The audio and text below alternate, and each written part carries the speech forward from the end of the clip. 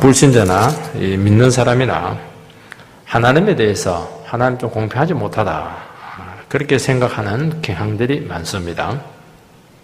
예를 들어보면은 우리나라에 복음이 들어오기 전에 살았던 우리 참 훌륭한 조상들이 많은데 이 사람들이 다 지옥 간다고 하는 것은 공평하지 못한 것 아니겠는가 하는 겁니다. 왜냐하면 이분들은 복음을 들을 기회가 없었던 겁니다. 하나님께서 지키지도 못할 율법을 이스라엘 백성들에게 주어서 괴롭게 만들고 지옥에 보낸다고 하는 것은 이것은 조금 이게 하나님의 악취미가 아닌가 하는 겁니다. 그리고 예수를 믿지는 않지만은 예수 믿는 사람보다 훨씬 양심적이고 도덕적으로 살아가시는 분들이 있습니다. 단지 예수 믿지 않는 이유 하나만으로 이 사람들이 지옥에 가야 된다는 것은 이것은 너무 기독교가 배타적이 아니냐 하는 겁니다. 로마서 1장에서 3장 20절까지는 죄에 대해서 쭉 열거를 합니다. 너무 치밀하게 죄에 대해서 지적을 합니다. 이것은 이제 지적하는 이유는 뭐냐 하면은 유대인이나 이방인이나 모든 인간들은 다 죄인이라는 겁니다. 그 죄인은 하나님 앞에 심판받을 수밖에 없다는 겁니다. 그리고 그 심판이 공정하다는 겁니다. 겉으로 보면은 여러 가지 이유로 부당하게 보이기도 하고 참 불공평하게 보일지 모르겠지만은 하나님의 판단은 정확하고 의롭고 빈틈이 없다는 것을 보여주는 것입니다. 그래서 자기 자신의 죄를 진정으로 알게 된다면은 왜 예수 그리스도의 보혈의 피가 흘려져야 되는가 그 이유를 발견하게 된다는 겁니다. 결국에 이 죄를 지적하는 것은 너희들은 다 죄인이기 때문에 지옥에 떨어져라 그 말씀을 하시는 것이 아닙니다. 죄인이기 때문에 왜 예수밖에 대안이 없는가 예수만 오로지 의로우신 분인가 그 의를 붙잡도록 하기 위해서 예수께로 막 내몰기 위해서 그렇게 하는 겁니다. 우리를 막 책망하기 위해서 그렇게 하는 게 아닙니다. 그래서 우리는 예수밖에 피할 곳이 없고 예수의 은혜에 기댈 수밖에 없는 존재다 하는 것을 말씀하기 위해서 그렇게 신랄하게 죄에 대해서 아주 촘촘하게 우리에게 막 도전을 하고 있는 겁니다. 첫 번째는 하나님은 상황에 따라서 공평하게 심판하십니다. 요즘 절대평가인데요. 하나님 절대적인 평가 앞에서 모든 것들이 정확하게 다 드러난다는 겁니다. 사람들은 구원에서 유대인들만 편애한 것이 아닌가 그렇게 생각을 합니다. 유대인들에게 너무 은혜를 많이 줬어요. 성경도 주고 율법도 주고 이방인들은 율법도 안 주고 아무것도 안 주고 선지자도 없고 구원에 참 불리하다는 겁니다. 그러나 과연 유대인들에게 은혜가 많이 가고 율법을 준 것이 이게 과연 유리했느냐? 유리하지 않다는 겁니다.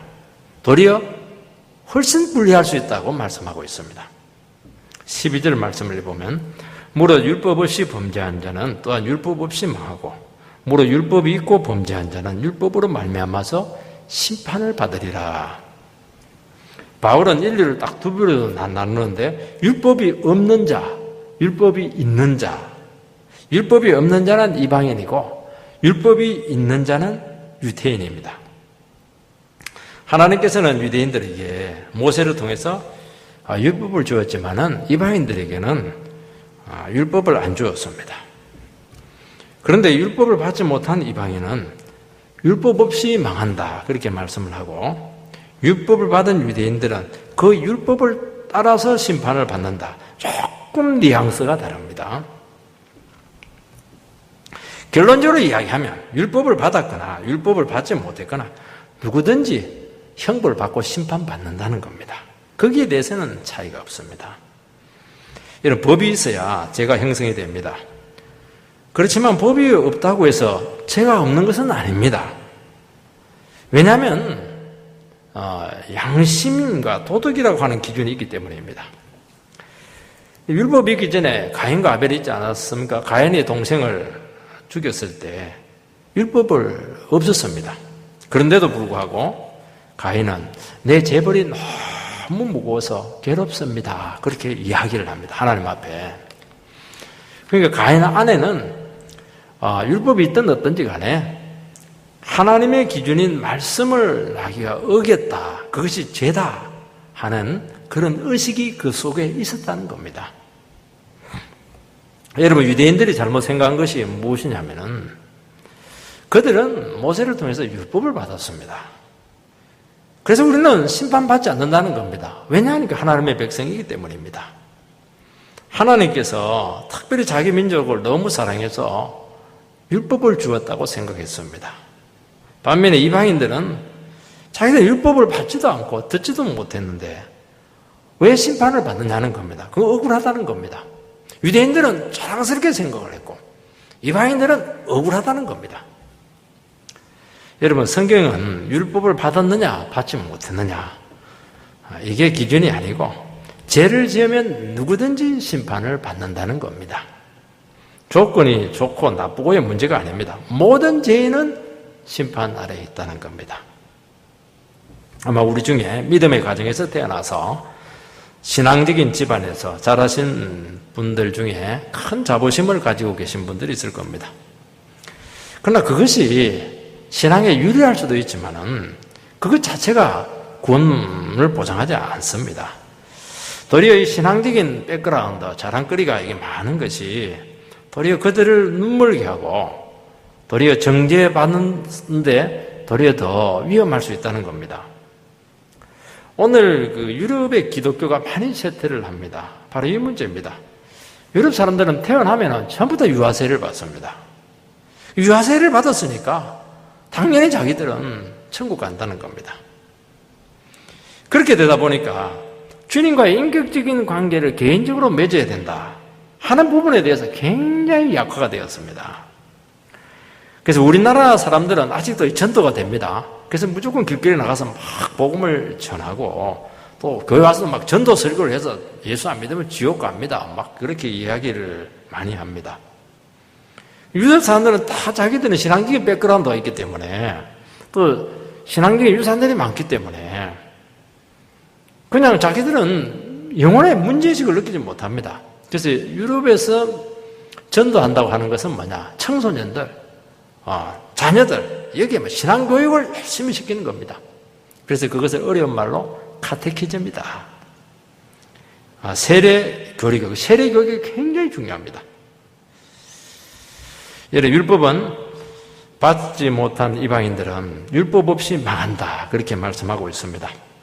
망한다는 것은 형벌을 받는다는 것입니다. 뭐 사부도 난다는 게 아니고요. 율법을 받은 유대인들은 율법으로 말미암아서 심판을 받는다는 겁니다. 유대인들은 형벌을 받는다.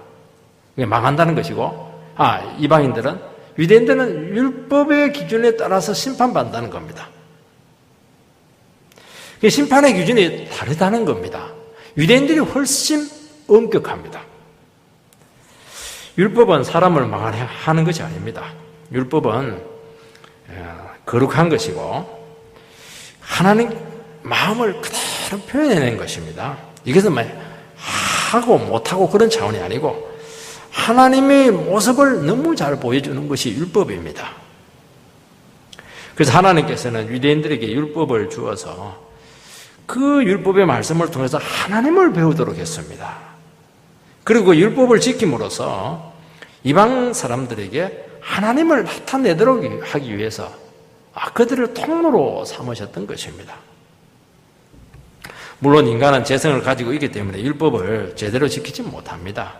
그때는 어떻게 해야 됩니까? 그때는 하나님께 나가서 지킬 수 있게 해달라고 도와달라고 기도하라는 겁니다. 그리고 넘어지게 돼 있습니다. 하나님 다 지킬 수 있다고 해서 주신 것이 아닙니다. 못 지킬 줄 알고 있습니다. 넘어집니다. 그러면 어떻게 해야 됩니까?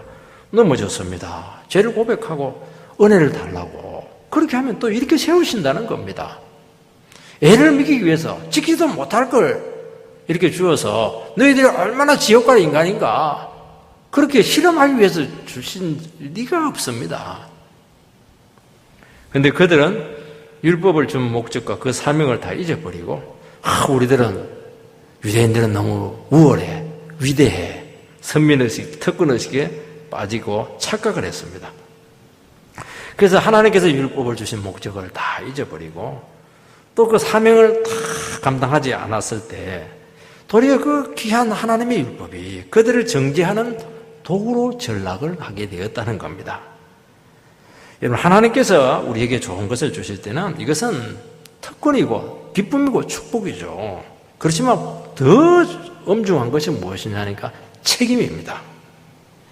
그래서 하나님 나라에서 받은 것이 특권이 되고 자랑이 되고 자기 권리처럼 받아들여지게 되면은 반드시 그것이 영혼에 유익하지가 않고 도구로 전락을 하게 되는 겁니다.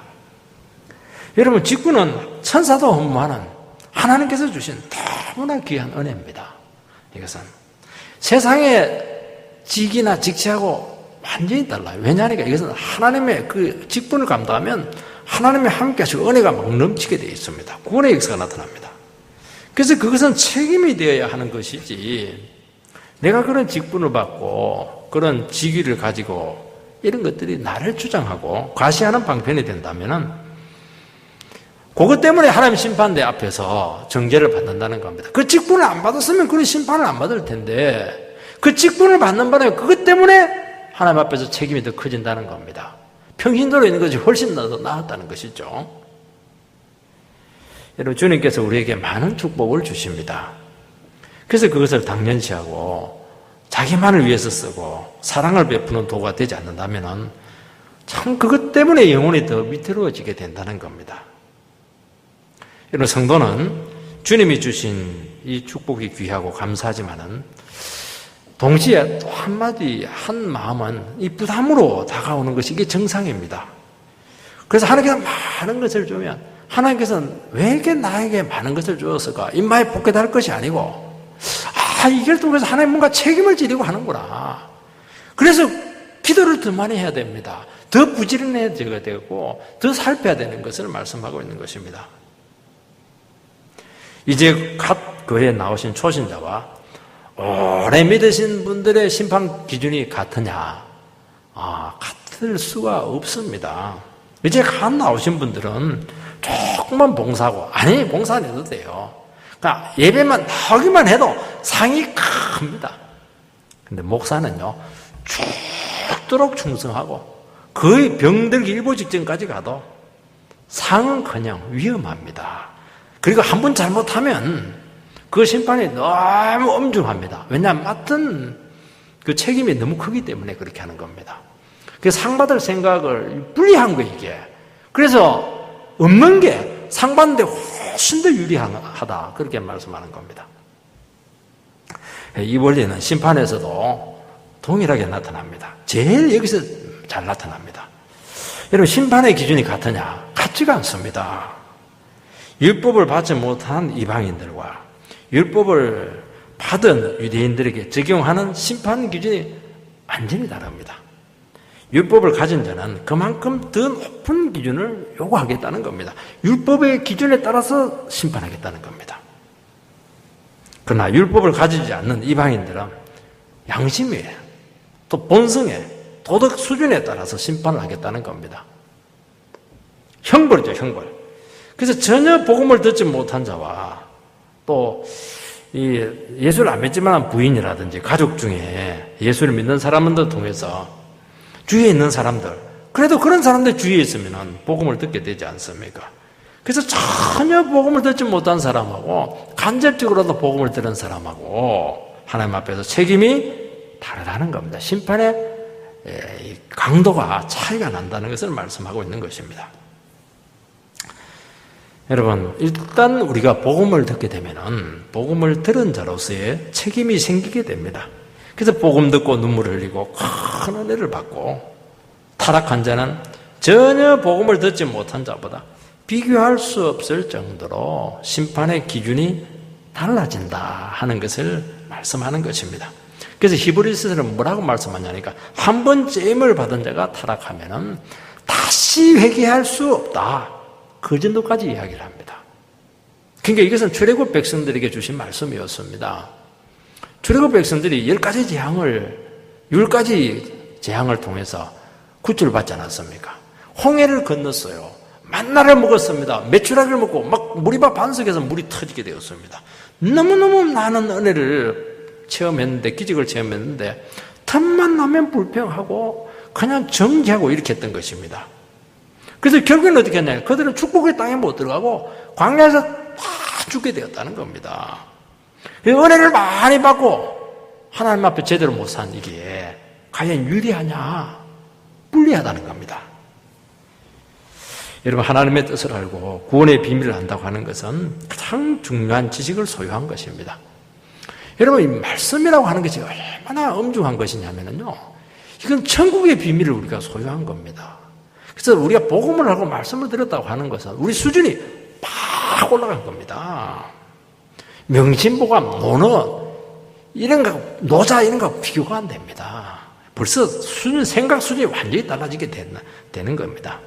근데 이 귀한 것으로 다른 영혼을 돌보는 데 쓰지도 않고 죄 짓는 삶을 산다면 그 책임을 어떻게 감당하겠느냐, 그렇게 말씀하고 있는 겁니다. 두 번째는 심판하는 기준이 무엇이냐는 것입니다. 심판의 원칙을 먼저 선언한 후에 좀 더 상세하게 이 심판의 기준을 아주 구체적으로 지금 제시를 합니다. 이 심판의 기준이 유대인과 이방인이 다릅니다.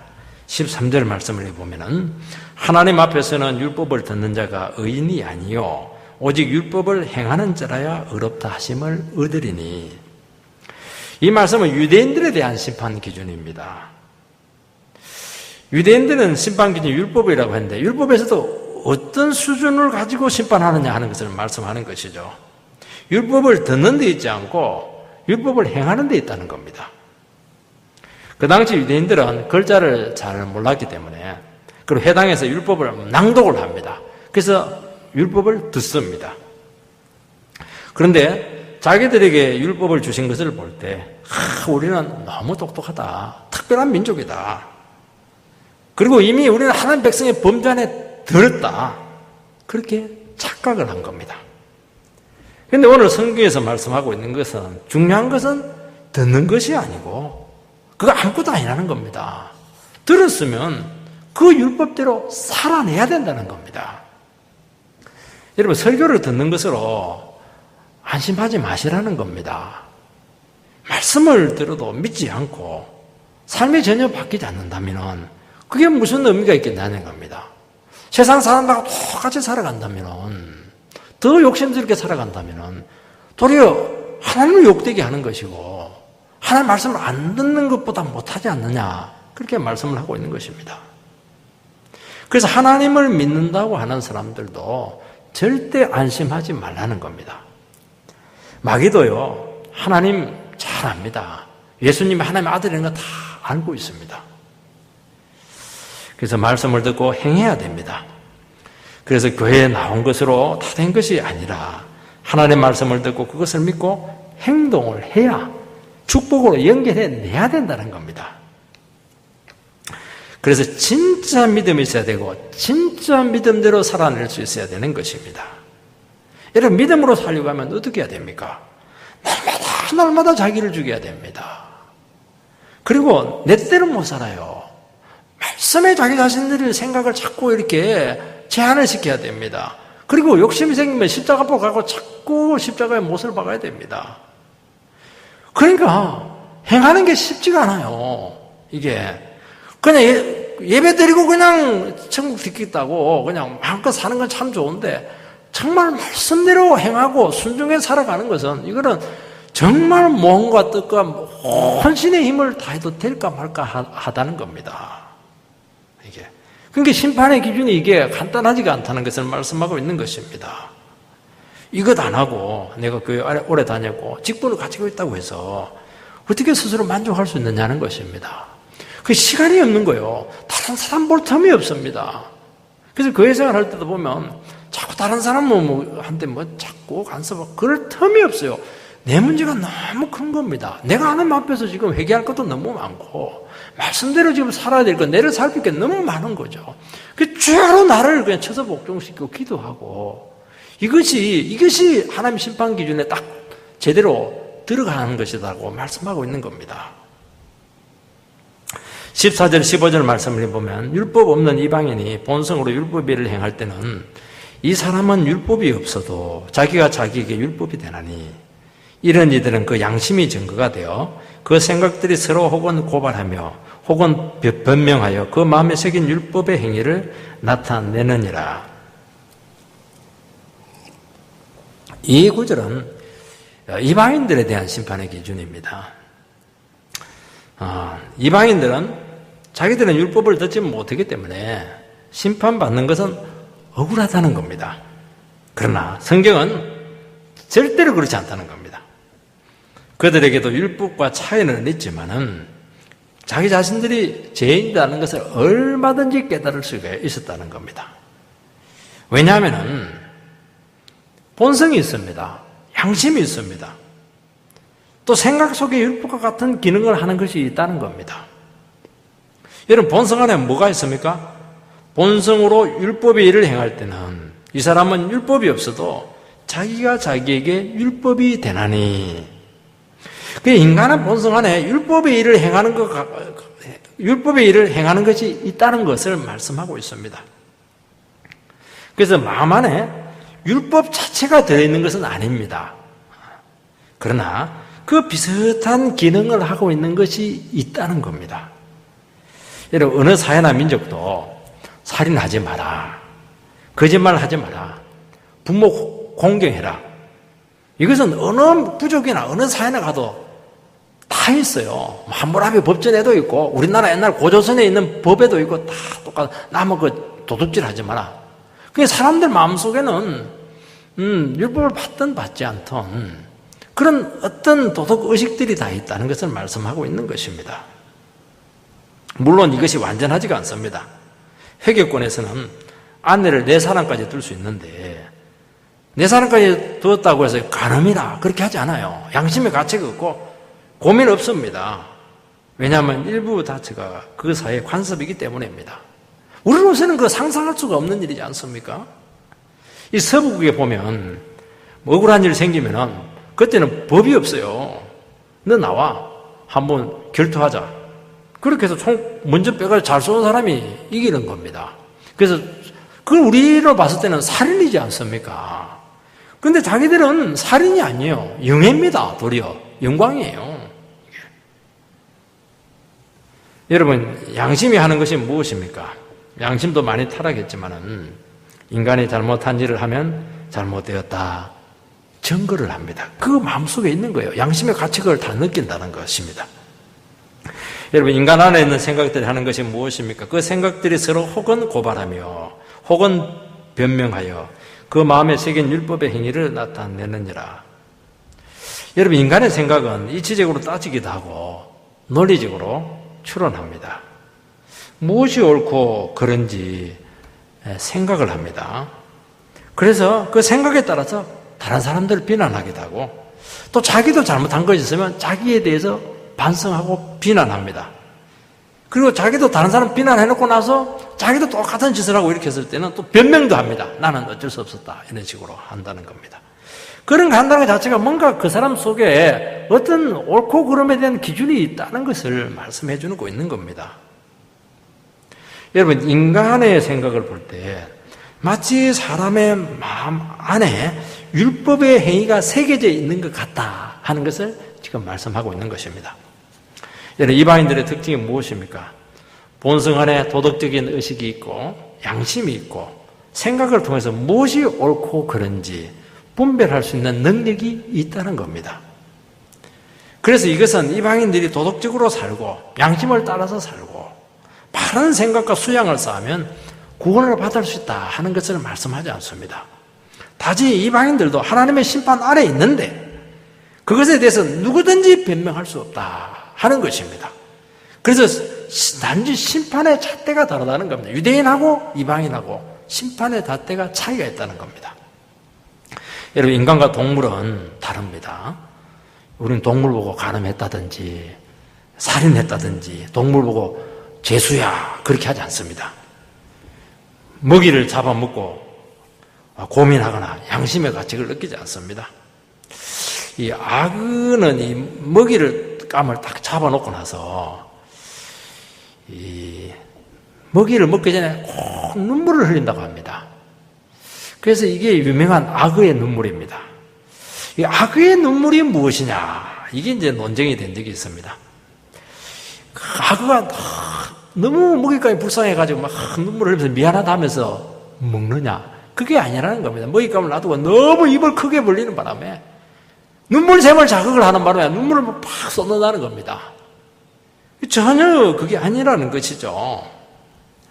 동물은 본능의 세계입니다. 영혼도 없습니다. 생존 법칙만 있고 힘과 강자가 우선입니다. 비정한 적자 생존의 세계입니다. 인간은 이 동물의 법칙을 그대로 가져왔습니다. 그래서 인간은 지식을 통해서, 권력을 통해서, 돈을 통해서, 힘을 통해서 이것을 가진 자가 선이 되어버렸습니다. 착취하고 부려먹고 갑질해도 양심의 가치를 느끼지 않게 되었는데 이건 동물과 뭐가 다르냐는 것이죠. 무서운 제약입니다. 인간은 하나님의 형상대로 지원받았습니다. 인간은 말씀대로 살도록 되어 있습니다. 천국을 알고 있고 우리는 구원을 알고 있고 죽음이 끝이 아니라는 것을 알고 있습니다. 지옥이 있습니다. 내세를 압니다. 죽음에 그 불안이 있습니다. 살인을 하면 율법이 없어도 두렵습니다. 양심이 있습니다. 그리고 죄짓고 피할 데가 없습니다. 그래서 인간 마음 안에 새긴 율법과 같은 것이 우리 속에 있다는 것을 말씀하고 있습니다. 그래서 주님의 심판 앞에서 이방인들도 인류 모든 인간들은 변명할 수가 없습니다. 이게 율법을 행하는 자라야 의롭다 하심을 얻는다 이렇게 말씀하고 있습니다. 우리가 지금 어렵다 하는 것은 믿음으로 어렵다 함을 얻는다고 했는데 이것은 그것을 이 심판에서 이야기하는 겁니다. 여러분 율법을 다 지키면 구원을 받는다 이런 뜻을 이야기하는 것이 아닙니다. 인간은 지킬 수 없습니다. 그래서 죄책감을 느끼게 되고 양심이 괴로운 것입니다. 말씀을 지키려고 하니까 안 되니까 힘든 것입니다. 그래서 하나님의 은혜가 필요하고 정말 하나님의 도우심이 너무 간절히 필요하다는 것을 깨닫게 된다는 것입니다. 그러면서 어떻게 합니까? 예수님께로 나갈 수밖에 없다는 겁니다. 그래서 자기 자신의 이 죄를 해결해 주신 예수님을 찾게 된다는 것입니다. 이방인들은 양심의 가책을 통해서 복음의 빛으로 나오는 겁니다. 유대인들도 율법을 지키지 못하는 그런 정죄감 때문에 예수님께로 나온다는 것입니다. 그것을 지금 말씀하고 있는 것입니다. 율법을 행하는 자라야 의롭다 하심을 얻는데 아무도 의롭다 함을 받을 사람이 없습니다. 예수 그리스도의 보혈의 피밖에 의지할 것이 없다. 그 얘기를 하고 있는 것입니다. 저는 개인적으로 정죄의식이 참 많았습니다. 그리고 저는 보니까 슈퍼자아라고 하나요? 이게 좀 더 발달했던 것 같아요. 자아식이 많았고, 양심의 가책을 너무 많이 느꼈고, 다른 사람이 조금 잘못한 얘기 있으면 그냥 밤에 잠을 못 할 정도로 그렇게 괴로웠던 적이 참 많았습니다. 그래서 이것을 해결할 수가 없어서 너무 괴로운 시절을 청소년 때 보낸 적이 있습니다. 나중에는 이게 심해지니까 머리가 아프고 강박증적인 증세가 나타날 정도였습니다.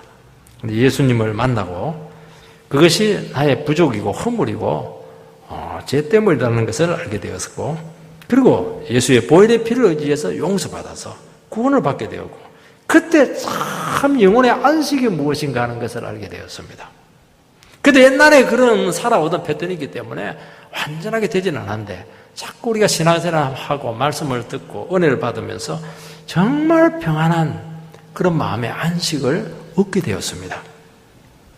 여러분 주일학교 출신자 중에서 중간에 신앙을 떠났다가 청년이 되어서 또 성년이 되어서 이렇게 예수 믿고 돌아오신 분들이 있습니다. 여러분 주일학교 때 교육이 참 중요한 이유가 무엇이냐면은 주일학교 학생들을 두고 깊은 강해석을 할 수가 없습니다. 예전은 그런 얘기할 수가 없습니다. 그래서 간단한 교리적인 가르침들이 주류를 이루고 있습니다. 그게 뭡니까? 죄 지으면 지옥이다. 예수 믿으면 천국이다. 딱 그 두 마디로 요약이 됩니다. 그 죄를 열거할 때도 뭐 하나님 관계가 어떻고 그런 얘기 할 수가 없습니다. 게임 하는 그거 죄야. 거짓말 하는 거, 늘 애들은 뭐 밥 먹듯이 거짓말 하거든요. 주먹질 하는 거, 이런 것들밖에 얘기할 수가 없습니다.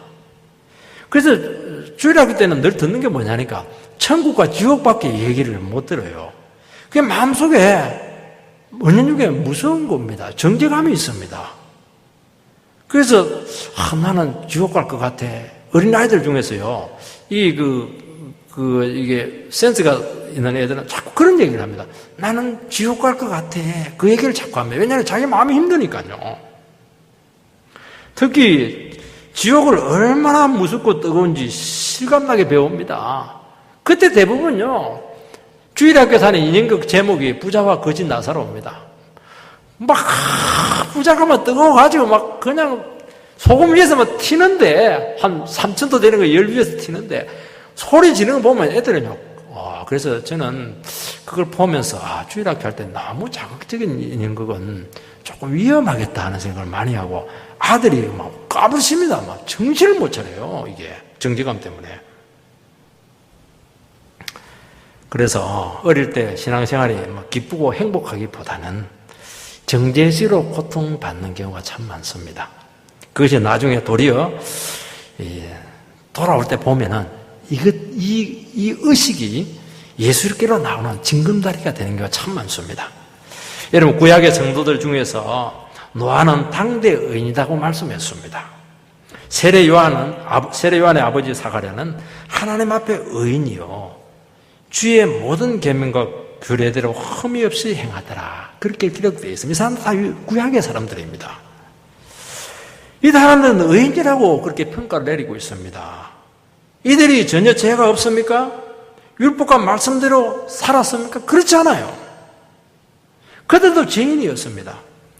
그런데 그들의 의식 속에 뭐가 있었냐면은 예수 그리스도는 희미한 의식을 그들은 가지고 있었다는 겁니다. 자기 자신들의 연약한 모습과 죄성을 처절하게 깨닫고 이 죄를 처리할 수 있는 길이 없었다 하는 것을 깨달았고 한 분을 기다리는 삶을 살게 되었던 것입니다. 그냥 기다릴 수는 없으니까 하나님이 주신 은혜의 방편에는 성전 제사를 통해서, 율법을 통해서, 많은 규례들을 통해서 내 죄를 해결해 줄 수 있는 한 분을 기다려왔다는 것을 말씀하고 있는 것입니다.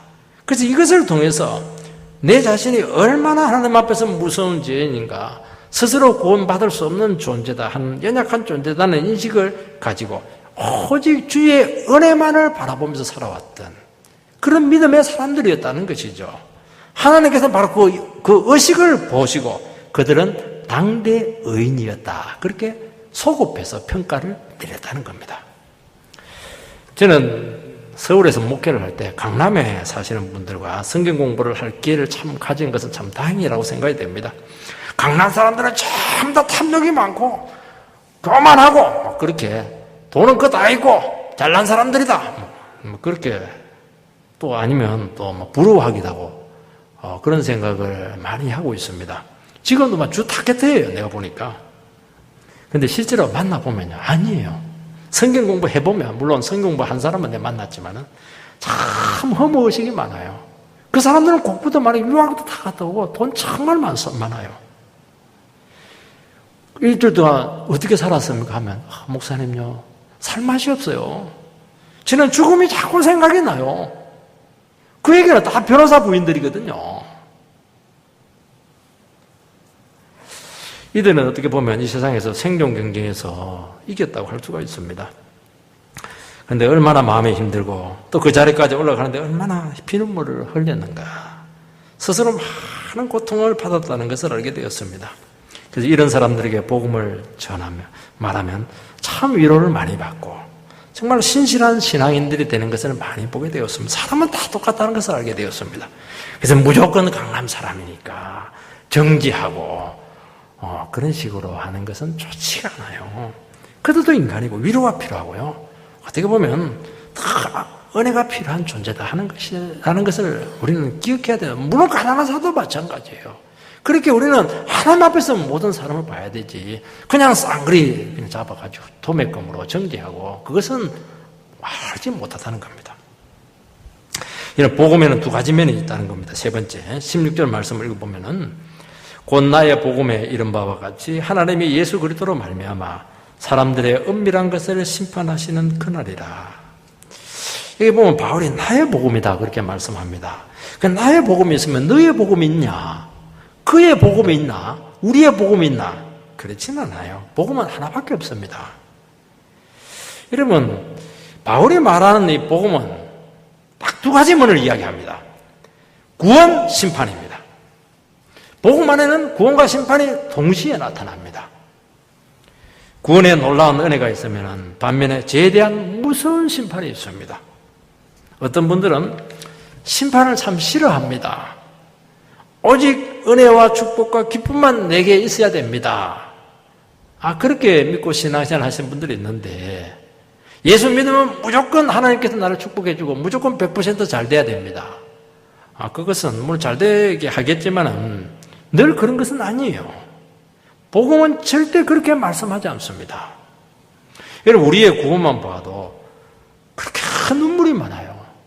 막 슬픔이 있고 괴롭습니다. 그렇지만 동시에 또 그것을 얻는 가는 큰 기쁨이 있습니다. 이게 동시에 다 나타난다는 겁니다.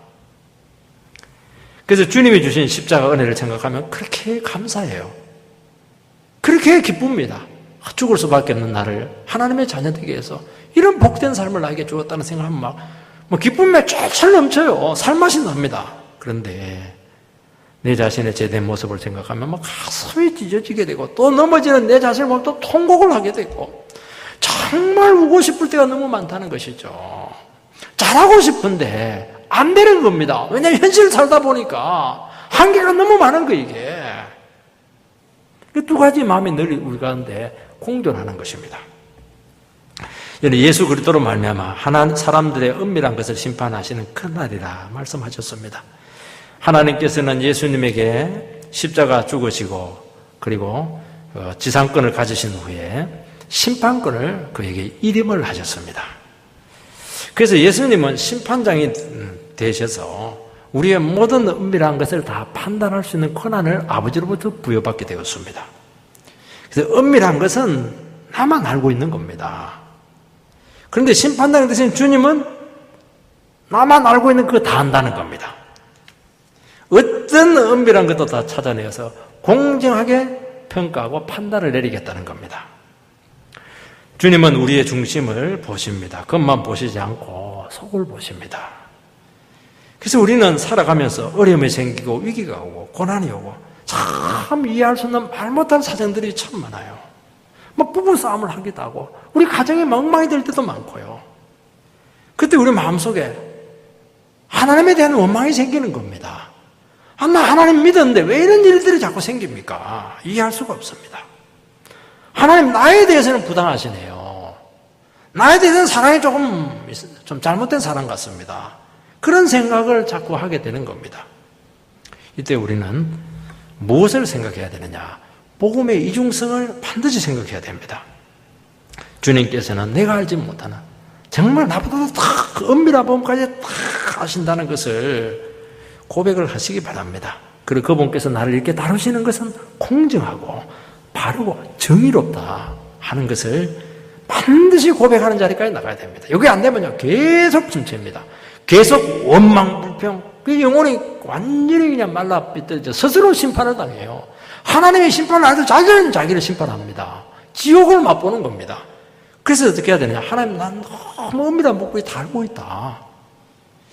그래서 하나님께서 나를 이렇게 다루시는 것은 공정하고 바른 것이다. 그것을 반드시 어떻게 하든지 말씀을 듣든지 해서라도 고백을 해내야 된다는 겁니다. 어떻게 해야 됩니까? 우리의 죄를 심판하고 있습니다. 우리가 인정하기 싫어하는 참 은밀한 죄를 이런 고통을 통해서 어쩔 수 없이 우리로 하여금 포기할 때가 참 많습니다. 참 다른 여보야가 다 잘못한 줄 알았는데 내가 보니까 내가 더 잘못한 거예요. 이게 그걸 자꾸 보라는 겁니다. 그래서 주님과의 바른 관계로 돌아올 때 그때 정말 고통당한 이상으로 너무너무 온전하고 복된 구원의 기쁨을 누리게 해주겠다는 겁니다. 이게 복음의 이중성입니다. 그래서 고통만 있는 거 아니에요. 그래서 우리의 영광은요, 고난을 통한 영광이에요. 두 가지가 다 있는, 고난도 있고 영광이 있는 겁니다. 영광만 있는 게 아닙니다. 억울한 심정이 될 때 우리는 참 복수심도 있고 과거의 상처들이 막 이렇게 막 솟구쳐 올라옵니다. 그거 다 내려놓고 주님께로 가면 그것 때문에 주님의 사랑이 막 넘칩니다. 다윗은 자기는 아무것도 죄가 없는데 사울왕으로부터 너무 애매하게 고통을 많이 당했습니다. 전부 다 사울이 잘못했죠, 객관적으로. 그런데도 불구하고 다윗은 악한 쪽으로 생각하지 않고 자꾸 자기를 살폈습니다. 그리고 주님과의 바른 관계로 이걸 통해서 자꾸 자기 자신을 점검을 했습니다. 그래서 주님께서 늘 다윗과 함께 하셨고 영감 있는 말씀을 주었고 가는 것마다 승리하겠습니다. 그 고통스러운 그 고난의 현장에서 모든 것을 다 이겨냈습니다. 그런데 생각이 조금 잘못되면은 두려움이 오고 잘못되면은 그냥 그대로 블레셋으로 가가지고 당하고 그냥 넘어지고 그렇게 했던 겁니다.